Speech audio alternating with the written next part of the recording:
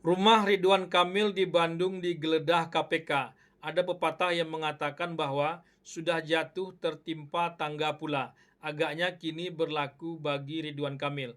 Ridwan Kamil sudah kalah pilkada, rumahnya malah digeledah oleh KPK. Apakah kalau kemarin Ridwan Kamil tak kalah pilkada, rumahnya tak jadi digeledah KPK?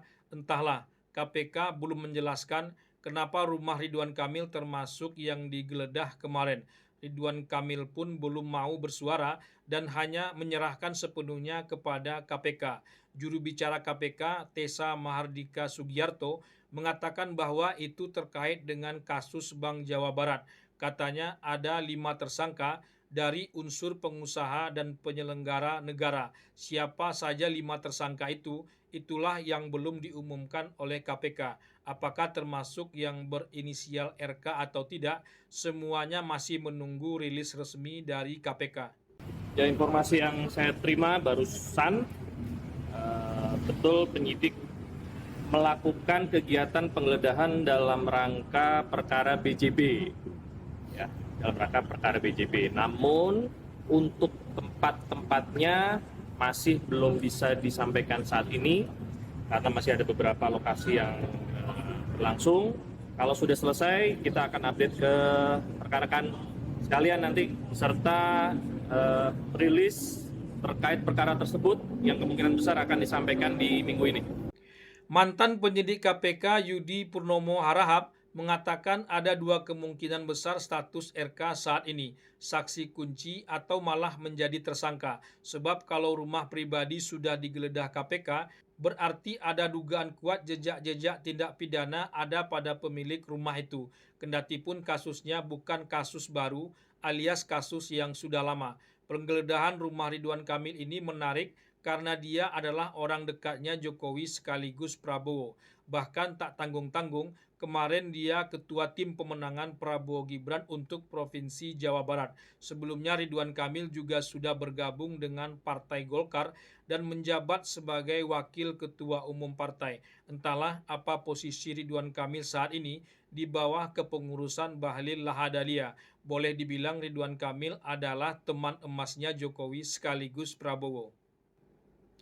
Ridwan Kamil dipersiapkan menjadi gubernur Jakarta, sayangnya meleset jauh. Semua partai sudah dipersiapkan untuk dirinya, hanya saja Mahkamah Konstitusi (MK) mengubah aturan syarat pencalonan pada pilkada di detik-detik menjelang pendaftaran. Akhirnya Ridwan Kamil terjungkal dan harus rela kembali ke Jawa Barat.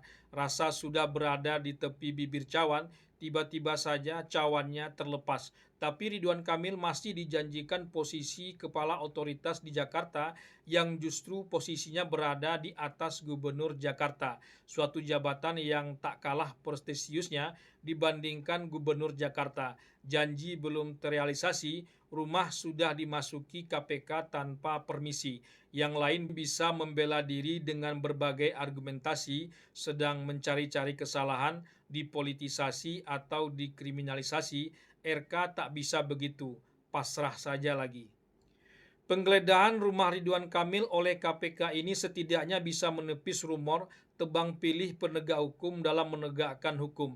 Kalau lawan politik berkasus, maka akan diperiksa. Bahkan yang tidak ada bisa diada-adakan. Tapi kalau kawan politik yang berkasus, maka tak akan diperiksa, dibelokkan atau pura-pura tidak tahu saja lagi. Kasus Hasto Kristianto termasuk Tom Lembong yang ditangani Kejagung dituduh sangat kuat beraroma tebang pilih politik itu. Bahkan kasus Pagar Laut juga disebut-sebut tebang pilih. Orang kecil saja yang terkena, orang besarnya malah diundang ke istana. Memang tak mudah bagi penegak hukum membela diri bahwa dia tak pernah melakukan tebang pilih itu setelah berbagai kasus terjadi di masa lalu. Hukum dan politik memang ibarat dua sisi dari satu mata uang yang sama. Kalau akhirnya rilis resmi KPK tentang para tersangka tak ada yang berinisial RK, maka tuduhan tebang pilih atau main mata akan bermunculan. Itulah sulitnya penegak hukum. Buktinya harus seterang cahaya, tak bisa sembarangan.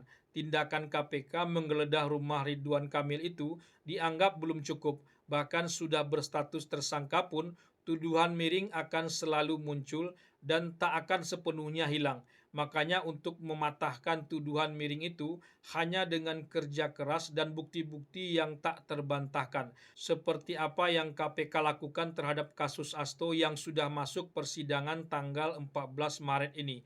Atau seperti yang dilakukan Kejagung terhadap kasus Tom Lembong, di mana-mana memang orang bersalah tak mau mengakui kesalahannya meskipun sudah dihukum bersalah sekalipun.